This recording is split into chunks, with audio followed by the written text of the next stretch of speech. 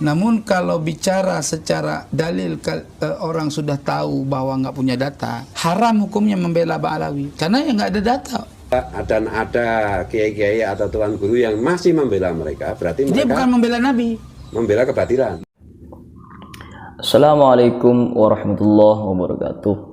Alhamdulillah, berjumpa lagi di channel An-Nasihin Belega. Semoga Anda yang menonton video ini selalu dalam lindungan Allah Subhanahu wa taala, diberkahi segala urusannya, dilancarkan segala urusannya, dan diberikan nikmat dan kebaikan dalam urusan dunia dan akhirat. Amin.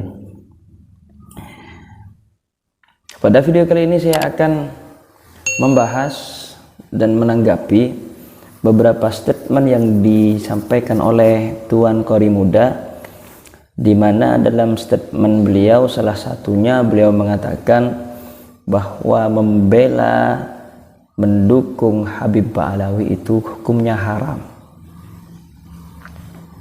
Nah, ini termasuk statement yang sangat berbahaya karena ini haram, berarti dosa begitu. Dan ini bukan hasil bahsul masail ya, cuma statement beliau dan beberapa statement yang lain. Jadi saya akan menanggapi beberapa statement beliau. Mari kita lihat dan dengarkan video penjelasan beliau dari beberapa pendapat beliau.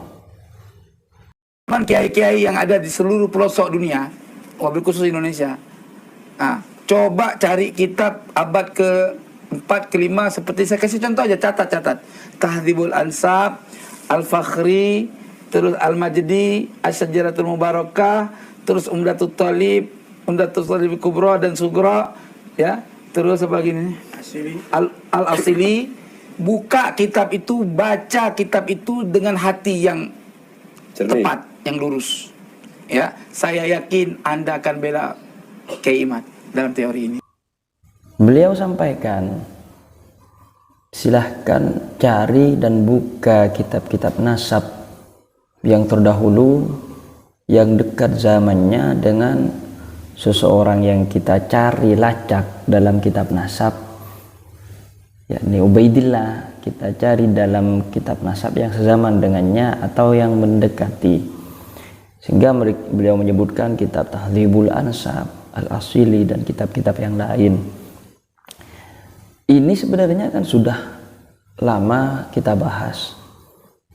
Pembahasan ini sudah lama dan beberapa kali ditanggapi bahwa pernyataan seperti ini adalah pernyataan dari Kiai Haji Imaduddin, dan beliau mendapatkan pernyataan ini itu berlandaskan, berpedoman pada kitab apa, atau apakah ada dalam ketentuan ilmu nasab atau dalam kitab fikih dan semacamnya, bahwa penetapan nasab harus ada dalam kitab sezaman, harus ditemukan salah satu nama tokoh dalam kitab sezaman. Ini kan tidak ada. Dan jika memang Tuan Muda Qori ini mengikuti apa yang disampaikan oleh Kiai Haji Imaduddin, seperti harus mencari dalam kitab nasab nama seseorang dan harus dalam kitab primer atau sekunder, yakni sezaman atau mendekati, tentu ini tidak akan pernah kita dapati sampai kapanpun. Artinya karena memang tidak harus persyaratan itu dilakukan. Itu bukan salah satu persyaratan untuk menetapkan nasab seperti itu. Jadi jika kita mengikuti cara main dan persyaratan Kiai Haji Imaduddin, ya kita tidak akan mendapati apa yang kita cari. Dan saya sudah mengatakan bahwa dalam penetapan nasab itu ada ketentuan-ketentuan, dan itu adalah ilmu nasab. Penetapan nasab ada tata caranya dan ketentuan-ketentuannya seperti itu, dan bukan harus disebutkan dalam nasab, dalam kitab nasab sezaman atau mendekatinya. Dan jika memang seumpama, menurut saya ini, jika apa yang disampaikan oleh Kiai Haji Imaduddin persyaratan-persyaratan terhadap nasab Ba'alawi harus sesuai dengan apa yang beliau tentukan, maka sulit menurut saya dalam beberapa masalah nasab yang lain itu kan terkonfirmasi tidak akan. Bahkan nasab Wali Songo pun akan sulit untuk ditetapkan nasabnya kepada jalur Rasulullah SAW jika persyaratannya sama seperti persyaratan yang disebutkan oleh Kiai Haji Imaduddin, dan banyak tentunya. Jadi seperti yang sudah kita bahas, tidak ada penetapan suatu nasab baik disebutkan dalam ilmu nasab atau ketentuan fikih mengenai bahwa harus disebutkan dalam kitab nasab sezaman atau kitab primer sekunder. Ketentuan ini tidak ada ya. Ini menurut yang saya lihat dari video-video dan apa yang saya temukan, persyaratan hal tersebut tidak ada.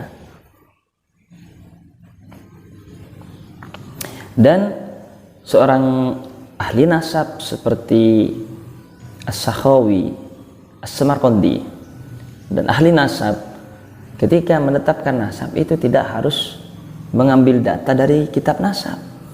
Data-data yang mereka dapatkan itu boleh dari lainnya, tidak harus dari kitab nasab, karena ketentuan harus mendapatkan data dari kitab nasab itu tidak ada. Seperti itu. Bisa dari kitab-kitab sejarah atau kitab-kitab lainnya, atau dari apapun data yang bisa mengkonfirmasi suatu nasab. Bagi ahli nasab itu boleh-boleh saja. Dan kita bukan berlandaskan hanya pada kitab, kita berlandaskan kepada pendapat seorang pakar dalam suatu bidang ilmu. Itu bisa dalam penetapan nasab. As-Samarqandi ahli nasab, Imam Ibnu Hajar ahli nasab. Yang kita jadikan landasan mereka adalah pakar, maka itu tidak apa-apa, boleh. Orang yang merasa belum punya ilmu tentang masalah kebenaran, tidak usah menanggapilah, tawakuf aja istilahnya. Jangan ngepro, jangan kontra, takut nanti kita salah. Itu saya bahasa yang lurus ya, artinya yang menengah lah, netral. Jadi bagi orang yang umum tidak mengetahui permasalahan intinya, lebih baik kata Tuan Kiai Muda Qori ini diam saja, tidak usah kontra pro, apalagi terlalu menyalahkan. Netral. Namun kalau bicara secara dalil, orang sudah tahu bahwa nggak punya data, haram hukumnya membela Ba'alawi karena ya nggak ada data. Nah, bagi orang yang mempunyai dalil bahwa nasab Ba'alawi tidak memiliki data, maka haram hukumnya membela mereka. Nah, jika demikian, data-data yang kita sampaikan, keilmuan-keilmuan yang kita sampaikan, yang kita cari dan kita temukan, apakah kita tidak boleh menyampaikan di depan umum? Kita hanya bertindak adil. Allah berfirman, "Wala yajrimannakum syana'anu qaumin 'ala alla ta'dilu i'dilu huwa aqrabu littaqwa." Dan janganlah sampai membuat kalian tidak adil apa? Kebencian kalian kepada suatu kaum dikarenakan apapun, kita membenci suatu golongan kemudian kita berbuat tidak adil kepada mereka, itu tidak boleh. Jadi apa yang saya sampaikan misalkan itu hanya menyampaikan dari apa dalam kitab yang saya temukan dan saya fahami. Untuk diharamkan apa yang saya lakukan misalkan atau kiai yang lain untuk diharamkan, tentu itu sebagai penahanan atau pembatasan, penolakan terhadap ilmu yang mana kita harus saling berdiskusi, saling menyampaikan, seperti itu. Kemudian harus diharamkan, padahal ini hanya berdiskusi ilmu dan kita menyampaikan apa yang kita fahami dari beberapa referensi kitab, seperti itu, dan kita sampaikan kalau ini begini, kalau yang mereka sampaikan itu begitu, tidak begitu atau begini dan semacamnya. Kemudian untuk diharamkan, ini terlalu naif untuk kita terima. Kan kita kira-kira seperti itu, kita pahami ya. Kalau Anda sudah tahu tidak punya nasab, terus Anda masih menyangka diri Anda sebagai Sadatul Ashraf, Anda termasuk golongan man intasabah. Betul. Ya, orang yang mengaku keturunan Nabi laknat. Itu sengaja, sebab udah tahu. Kalau dulu kakek kalian nggak tahu mungkin. Dia hanya sekedar menukil dari sejarah sebelumnya. Tapi Anda sekarang sudah dibuktikan dengan beberapa kitab. Ya, yang kitab apa namanya? Primer ya. Ini abad lebih tua juga nih.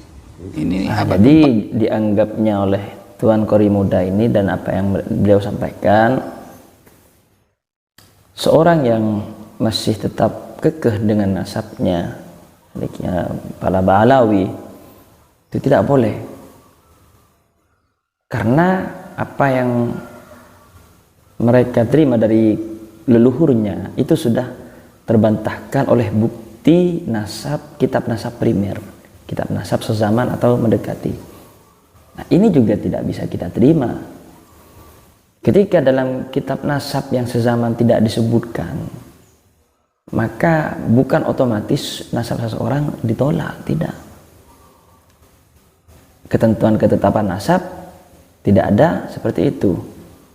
Jadi apa yang beliau sampaikan sama seperti persyaratan-persyaratan yang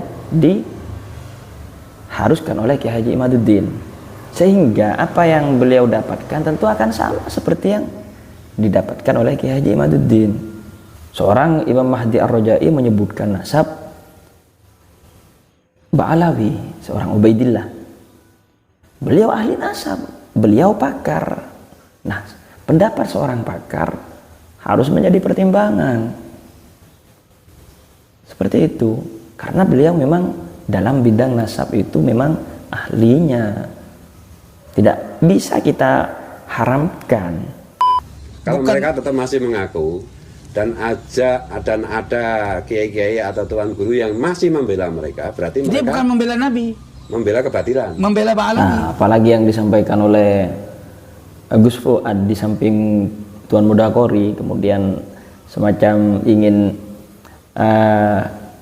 memancing ya, atau bukan memancing, atau istilahnya memperjelas dan mempertegas bahwa yang membela Ba'alawi adalah membela kebatilan. Nah, itu sangat-sangat tidak pantas disebutkan membela kebatilan. Nah, itu tidak boleh ya.